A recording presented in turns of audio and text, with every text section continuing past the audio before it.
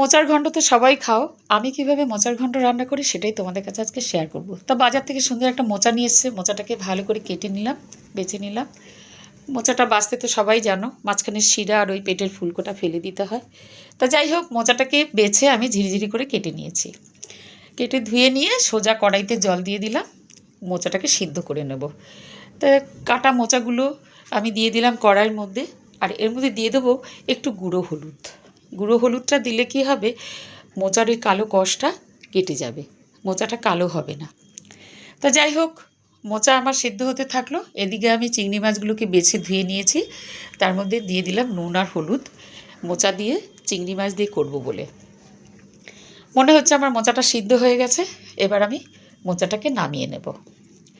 মোচাটা সিদ্ধ হয়ে গেছে, আমি নামিয়ে নিলাম। এবার আমি চিংড়ি মাছগুলোকে ভেজে নেব এই কড়াইতে। কড়াটা আমি এই দেখো, মোচাটা সিদ্ধ হয়ে গেছে, কড়াটা ধুয়ে নিলাম। ধুয়ে আমি গ্যাসে কড়াটা বসিয়ে দিলাম, তার মধ্যে চিংড়ি মাছগুলো দিয়ে দিলাম। চিংড়ি মাছগুলো না বেশি ভাজবো না, চিংড়ি মাছ বেশি ভাজলে কেমন শক্ত হয়ে যায়, তাই আমি এর মধ্যে দিয়ে দেবো সামান্য একটু জল।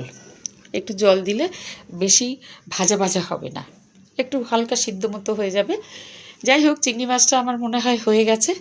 এবারে আমি নামিয়ে নিলাম, চিংড়ি মাছগুলোকে নামিয়ে নিলাম। এবারে আমি পুরো রেসিপিটা মোচার তৈরি করব। প্রথমে আমি দিয়ে দিলাম সর্ষের তেল, কড়া বসিয়ে তেলটা ভালো করে গরম হয়ে গেলে, ধোঁয়া উঠলে এর মধ্যে দিয়ে দেবো জিরে আর তেজপাতা। তা দেখো, আমি দিয়ে দিলাম জিরে আর 2-3টে তেজপাতা ফোড়ন। জিরেটা যখন একটু বাদামি বাদামি হয়ে আসবে, একটু গন্ধ ছেড়ে যাবে, আমি আলু কেটে রেখেছি, আলু কেটে ধুয়ে রেখেছি ছোট ছোট করে, সেই আলুগুলোকে দিয়ে দিলাম। আলুগুলো ভালো করে ভাজা ভাজা হয়ে গেলেই এবারে আমি দিয়ে দেবো একে একে মশলা। তা দিয়ে দিলাম হলুদ গুঁড়ো, স্বাদ মতো নুন, আর এখানে বেটে রেখেছি জিরে, আদা আর একটু লঙ্কা, শুকনো লঙ্কা, একটু লাল লাল মতো হবে তাই জন্য 2-3টে শুকনো লঙ্কা বেটে দিয়েছি। এই জিরে বাটা আর আদা বাটাটা ভালো করে কষা হলেই, তার জন্য আমি দিয়ে দিলাম একটু জল, মশলাটা যাতে ভালো করে কষে যায়, শুকনো শুকনো না হয়।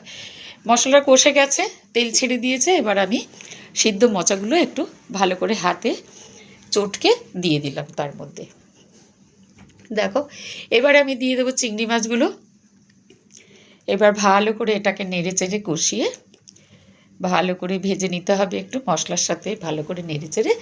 2টো কাঁচা লঙ্কাও দিয়ে দিলাম, একটু ঝাল হলে ভালো লাগবে। তা যাই হোক, একটু ভালো করে কষিয়ে নিতে হবে খানিকক্ষণ রান্না করে নেওয়ার পরে আমি গ্যাসটা সিম করে ঢাকা দিয়ে দিয়েছি। এবারে একটু দিয়ে দিলাম চিনি স্বাদ হওয়ার জন্য। এবার দিয়ে দিলাম একটু ঘি। দেখো, আমার মোচাটা বেশ মজে গেছে। এবার দিয়ে দিলাম একটু গরম মশলা বাটা। খুব সুন্দর, মোচাটা বেশ হয়ে গেল নরম, নামিয়ে নিলাম। আমার মোচাটা রেডি, রান্নাটা হয়ে গেল। দেখো, মোচাটা দেখতে কি সুন্দর হয়েছে, খেতেও দুর্দান্ত হয়েছে। এইভাবে করে খেয়ে দেখো, দারুণ লাগবে। বেশ